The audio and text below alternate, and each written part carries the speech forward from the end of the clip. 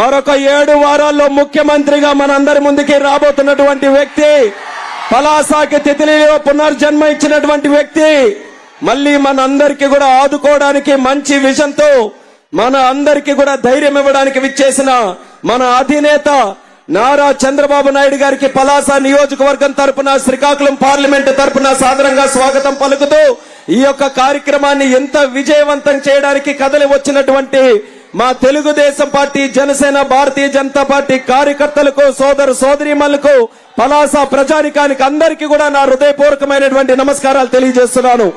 పలాస పౌరుషం చూస్తున్నాను, పలాస ఉగ్ర రూపం చూస్తున్నాను.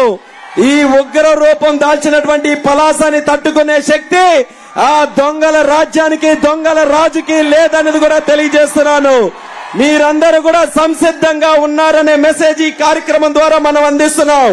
ఈ 4 వారాలు కూడా మనం ప్రతి సెకండ్ కూడా మన గెలుపు కోసం కృషి చేసి పలాస చరిత్రలోనే ఎన్నడూ ఎరగనటువంటి మెజారిటీతో తెలుగుదేశం, జనసేన, బీజేపీ తాలూకా ఎన్డీఏ కూటమిని మన అభ్యర్థిగా శిరీష్ అక్క గారిని అత్యధికమైనటువంటి మెజారిటీతో గెలిపించమని ఇక్కడ ఉన్నటువంటి ప్రజలందరికీ కూడా కోరుకుంటూ, ఎంపీగా కూడా నాకు కూడా గెలిపించమని కూడా మీ అందరికీ కూడా ఆశీర్వదించమంటున్నాను. పలాసలో ఈ రోజు పెద్ద పులి దిగింది. ఈ పెద్ద పులిని చూసి జుత్తులు మారి నక్కలన్నీ కూడా పారిపోయే పరిస్థితుల్లో ఉన్నాయి. గుర్తు పెట్టుకోండి, ఈ 5 సంవత్సరాలు పలాసని ఎవరైతే చిత్రహింసలు కూడా పెట్టారో వాతలు పెట్టి మిమ్మల్ని శిక్షించే రోజులు అతి దగ్గరలోనే ఉన్నాయి. ఖబర్దార్ అని వాళ్ళందరికీ కూడా హెచ్చరిస్తున్నాం.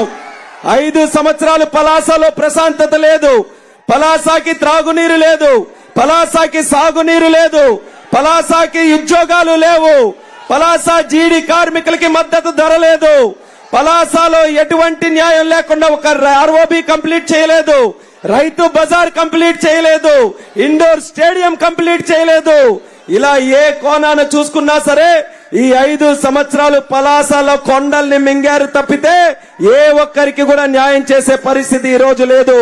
అందుకనే మళ్ళీ మన ప్రభుత్వం వచ్చిన తర్వాత చంద్రబాబు నాయుడు గారి తాలూకా నాయకత్వం మీ అందరికీ కూడా గుర్తుంది. పలాసకి తితిలి తుఫాను వస్తే 10 రోజులు ముఖ్యమంత్రిగా ఇక్కడే బస చేసి ప్రతి ఒక్కరి గుండెల్లో ధైర్యం నింపి పలాసకి ఆ రోజు అన్ని విధాలుగా నేనున్నానని నమ్మకం ఇచ్చినటువంటి ఏకైక నాయకుడు మన నారా చంద్రబాబు నాయుడు గారు. అటువంటి నాయకుడితో పాటు ఈ రోజు భుజం కలుపుతున్నటువంటి యోధులు, ఒక పక్కన జనసేనాని పవన్ కళ్యాణ్ గారు, మరొక పక్కన దేశ ప్రధానమంత్రి నరేంద్ర మోదీ గారు. త్రిమూర్తుల్లాగా మన పలాసకి, మన ఆంధ్ర రాష్ట్ర అభివృద్ధి కోసం మేము నిరంతరం కూడా మీతో పాటు నిల్చుంటామని నాయకులు కలిసికట్టుగా మనకి ధైర్యం ఇస్తున్నారు. మన ప్రాంతం అభివృద్ధి చెందాలనంటే, మన పిల్లలకి భవిష్యత్తు ఉండాలంటే ఎన్డీఏ కూటమిని మనం ఖచ్చితంగా గెలిపించుకోవాలని పలాస ప్రజలకు అందరికీ కూడా విన్నపం తెలియజేసుకుంటున్నాను. జీడి కార్మికుల తాలూకా, జీడి రైతుల తాలూకా సమస్య చంద్రన్న ఉన్నప్పుడు సుమారు 15,000 వచ్చేది బస్తాకి, ఈ రోజు 7,000 కూడా రావట్లేదు. పార్లమెంట్ లో ప్రత్యేకంగా నేను ప్రశ్న అడిగాను కేంద్ర ప్రభుత్వానికి, మా జీడి ప్రాంత రైతులకు ఆదుకోండనంటే ఆ రోజు కేంద్ర ప్రభుత్వం సమాధానం ఇచ్చింది, రాష్ట్ర ప్రభుత్వం నుంచి ఒక్కటంటే ఒక్క రిప్రజెంటేషన్ కూడా జీడి రైతులకి సంబంధించి రాలేదని. మీలాగా పేటీఎం బ్యాచ్ లాగా మాట్లాడే నాయకుడిని కాదు. పార్లమెంట్ లో చెక్ చేసుకోండి, ఫిబ్రవరి సమావేశాల్లో క్వశ్చన్ నెంబర్ 625 అడిగితే ఈ యొక్క రాష్ట్ర ప్రభుత్వం జీడి కార్మికుల మీద, రైతుల మీద అస్సలు స్పందించే పరిస్థితి లేదు. ఆ రైతుల్ని మళ్ళీ మనం ఆదుకోబోతున్నాం. అలాగే సాగునీరుకి చంద్రన్న పెట్టినటువంటి ఆ రోజు ఆలోచన, వంశధార నుంచి బాహుదా వరకు లింకప్ చేసి అక్కడ వంశధార తాలూకా నదీ జలాలను ఇచ్చాపురం వరకు కూడా తీసుకొని వెళ్లాలని ఆ జియో తీసుకొని వస్తే ఆ జియోని కూడా చింపేసి పక్కన పెట్టారు. మళ్ళీ ఆ లింకప్ అనుసంధానం చేసేటటువంటి స్థాయిలో చంద్రన్న పనులు చేపట్టబోతున్నారని కూడా ఈ సందర్భంగా తెలియజేస్తున్నాం. ముఖ్యంగా పలాసలో ఆర్మీ, ఎక్స్ ఆర్మీ తాలూకా వ్యక్తులు చాలా మంది ఉన్నారు. వాళ్ళ కోసం కార్పొరేషన్ గురించి చంద్రన్న ఆ రోజు ముఖ్యమంత్రిగా ఉన్నప్పుడే అడుగులు వేశారు. చేసే సమయానికి ప్రభుత్వం మారింది. మళ్ళీ ఆయన మాటల్లోనే ఖచ్చితంగా కార్పొరేషన్ ఏర్పాటు చేసి మా పలాస నుంచి, శ్రీకాకుళం జిల్లా నుంచి అనుక్షణం బార్డర్ లో సైనికుల్లా పనిచేస్తున్నటువంటి ప్రతి ఒక్కరికి కూడా, ఆ కుటుంబాలకి కూడా ఆదుకోవాలని చంద్రన్నకి ఈ సందర్భంగా విన్నపం తెలియజేసుకుంటున్నాను. అలాగే ఎక్కువ మంది ఉన్నటువంటి పలాస నియోజకవర్గానికి నా వంతుగా కేంద్రీయ విద్యాలయం ఇక్కడే ఏర్పాటు చేయడానికి కూడా వచ్చే 5 సంవత్సరాల్లో నేను కృషి చేస్తానని పలాస ప్రజల సాక్షిగా ఈ సందర్భంగా మీ అందరికీ తెలియజేస్తున్నాను. మీరందరూ మా ఇద్దరికి కూడా ఆశీర్వదించండి.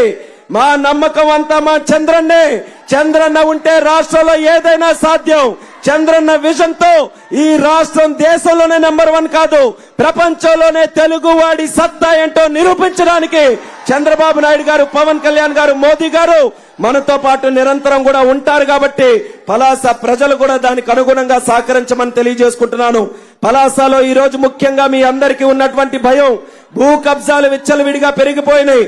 ప్రతి ఒక్కరు కూడా వారం రోజులకి నెలకొక్కసారి ఉద్యోగస్తులు గాని పేదవాళ్లు గాని మా భూమి ఎక్కడుందో తిరిగి చూసుకోవాల్సినటువంటి పరిస్థితి ఉంది. ఎందుకనంటే పెద్ద పెద్ద అనకొండాలు తిరుగుతున్నాయి, ఇక్కడ కొండల రాజులు తిరుగుతున్నారు. ఇక్కడ ఎప్పుడు ఏ కొండ మింగేస్తారో, ఎవరి భూమి మింగేస్తారో తెలియనటువంటి పరిస్థితుల్లో భయభ్రాంతులుగా పలాస ప్రజలందరూ కూడా ఉన్నారు.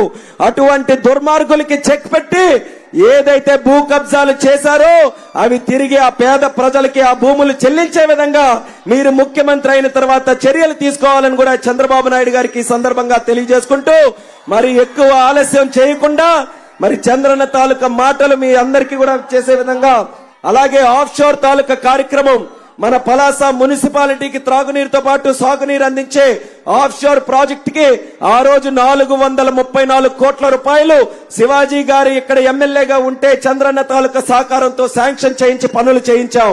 ఒక్క రూపాయి పని కూడా ఈ 5 సంవత్సరాల్లో జరగలేదు.